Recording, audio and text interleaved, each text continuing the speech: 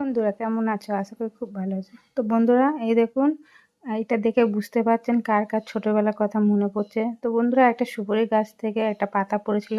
তো আমার ছেলেকে বলি চল আমরা ছোটবেলায় কেরম করে গাড়ি চড়তাম তোমাকে দেখাচ্ছি। তো বলছে কেরম করে মা? আমি দেখো, তারপর এই যে পুচকিটাকে বসিয়ে আমি ওর বনুকে টানো, তো জোর লাগাকে হেইসা করছে। করতে করতে এই যে দেখো টেনে টেনে নিয়ে যাচ্ছে।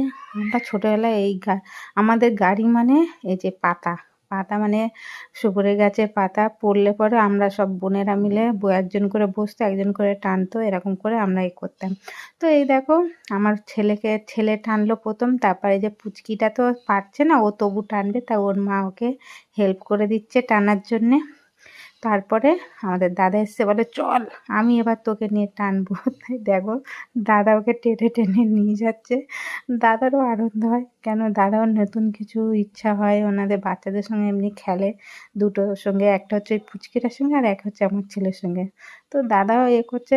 তো দাদা এবার বলে তোকে চড়াচ্ছি, এবার তারপরে কিন্তু আমার টান আসবে। আমার ছেলে বলে আমার আমি, তো ছেলেকে এই দেখো আমার দাদা দাদার টেনেছে আর আমার ছোটবেলার কথা ছেলে আমার মনে পড়ে গেছে। দাদাকে টানবে। দাদাকে এবার বসিয়ে দু দিয়েছি। হাতে আমার ছেলে জোর তো লাগাতে, টানতেই পারছে না, জোর টানছে লাগাতে জোর লাগে কি হেসে। হেসে হেসে করছি আমরা। তো জোর লাগে, আপনারা যদি বা বন্ধুরা কে এরকম কারা গাড়ি চড়ে থাকেন কমেন্ট